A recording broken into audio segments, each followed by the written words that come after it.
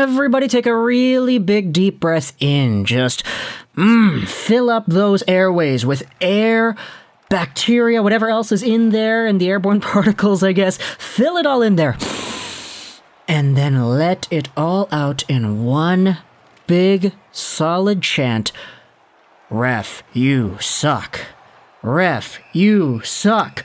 Ref, you suck. Ref, you... Okay, no, not that fast. There's a certain rhythm to it that has to be abided by when you're in Rogers Arena. But the Vancouver Canucks have just defeated the Seattle Kraken 5-2 in Rogers Arena after one of the worst, second period performances that I've seen in a very long time.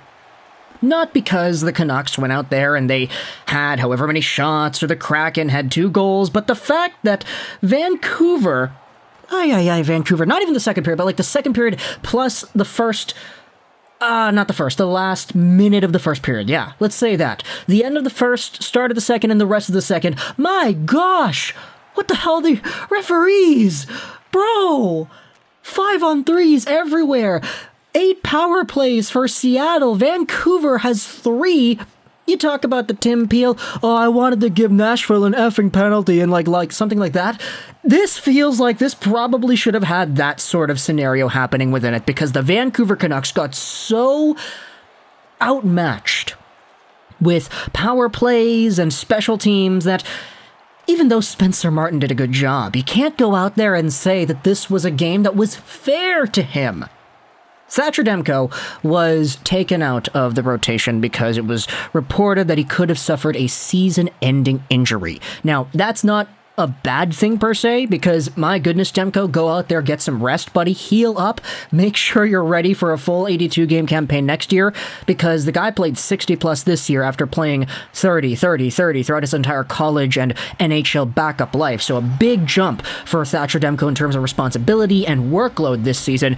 Fix yourself up, go out there and heal. If he's out for the rest of the season, who cares? There are 2 more games, and hopefully 22-23 is a lot better for Thatcher Demko when it comes to his health and stability.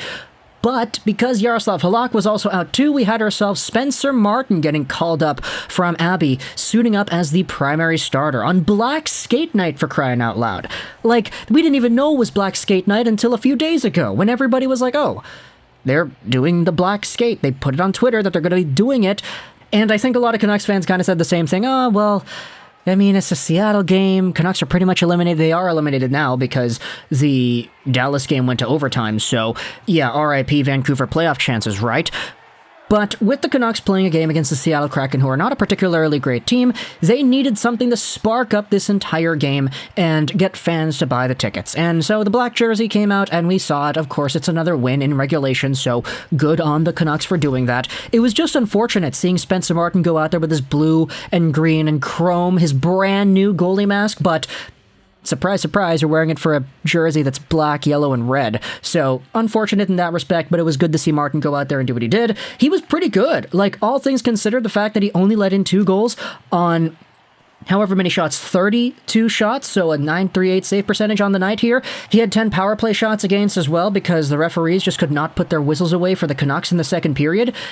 But the Canucks ultimately end up with what is a 5-2 victory on a night where JT Miller gets himself a goal, and I was kind of saying it to myself, if there's a game for Miller to go out there and have multiple points, because before tonight's action he was at 96 points on the year with 3 games left, he needed 4 more to get to 100, the Seattle game was probably the game where Miller needed to get those points, because it's going to be tough to score against LA the next game, and then Edmonton the game after that.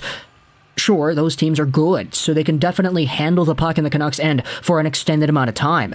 Seattle's not that, so if there was a time to capitalize, this would have been that time, but Miller only gets himself 1 goal, which is good because he's at 31 in the season now, but he's at 97 points, 2 games left, 3 points. He needs a multi-point game to get 100, so whether that multi-point game is against the LA Kings or the Oilers, who really knows if it's going to happen, but knock on wood, it does. I really need to make sure I do that, because if Miller goes pointless in the LA game, then my gosh, I'm going to feel so bad. But the Vancouver Canucks get themselves a whole bunch of good scoring opportunities early on. They dominated the first period, and the shots on goal 13-6 kind of tell that entire story. First goal of the game, Sheldon Dries comes in 2 minutes into the frame. It's assisted by OEL. He just gets a prime look towards the net, a rush down the right side. He shoots it, he scores it, no big deal.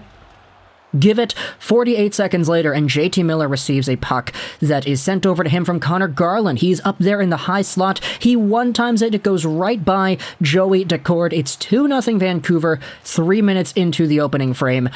And Hughes goes out there with an assist, putting him as the #1 Canucks defenseman in every single Canucks defenseman season recorded ever in points in a year.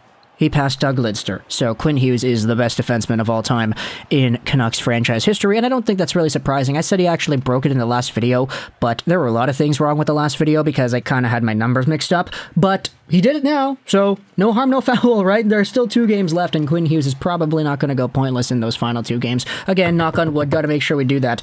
Then you have yourselves a Canucks power play with 5 minutes left in the first period where OEL takes a puck from Garland once again. So there you go. Garland with 2 assists on the board. Ekman-Larsson with his second point of the period. He just hammers it. He goes all the way through. It's Daniel Sedin stopped up and slap-shotted style in overtime against the Coyotes in their last home game ever. And OEL just kind of does the same thing. He stops it up, he takes the shot, and it goes in. So 5th on the season for him. It's 3-0 Vancouver. But then towards the end of the first period, this is where the penalties start to come down. Luke Schenn gets an interference penalty on Jordan Eberle in the last minute of the first. It was kind of a weird one because the puck was bouncing up in the corner, and Eberle was trying to reach it, but he didn't. Schenn tried to take him out, and he did, causing the helmet to come off, but because Eberle did not get the puck, it's technically a penalty for Schenn, and it sucks to see, but okay, whatever. While on the 5-on-4, though, OEL behind the net ends up tripping Jared McCann in. It was a really obvious trip, so that probably should have been a call. It's just super unfortunate that the power play beforehand was done the way it was done with Schenn and everything. So the Canucks go 5-on-3, they kill it off. It's the end of the first, start of the second, and then they get another 5-on-3 penalty against. Tyler Myers gets a cross-checking call on Morgan Geekie. Brad Richardson, 6 minutes later, trips up Matty Beniers.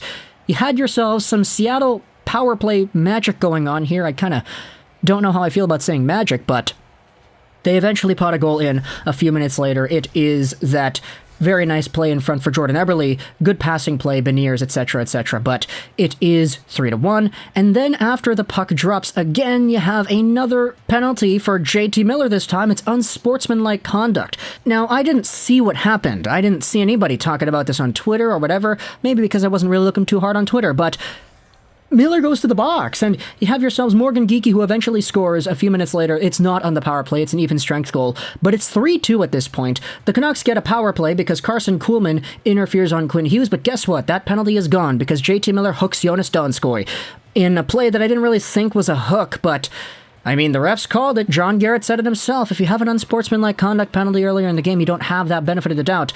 And Miller, with 2 penalties in this game, really did screw over his opportunities in getting some more points, I would assume, because his hooking penalty came on the power play, so the Canucks don't get the benefit of the doubt there. Luke Schenn then goes for tripping against Riley Sheahan with 5 minutes left in the second. We only have one other penalty that is called, and guess what? It's Seattle for throwing the puck over the glass, because apparently the Seattle Kraken are a very perfect hockey team that don't commit any fouls at all.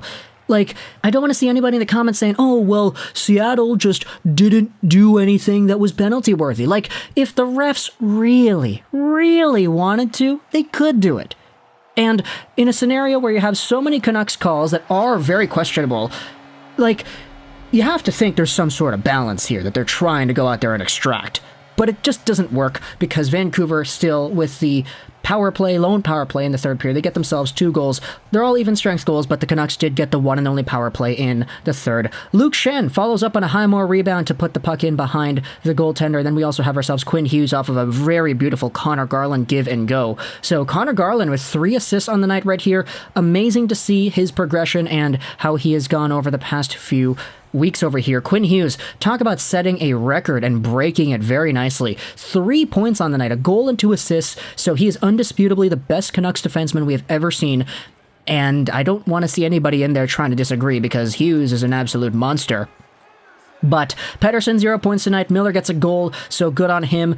Spencer Martin, I thought he played very well for the circumstances he was given. He made a lot of saves while on the penalty kill without a stick, so that was really cool to see. But granted, it's not really like the Seattle Kraken. We're kind of shooting the puck in the best areas anyway. Like, I don't want to be the guy who rains on Spencer Martin's parade, but a lot of these shots were coming low, middle of the net, right into the pads, right into the crest. So, like, sure.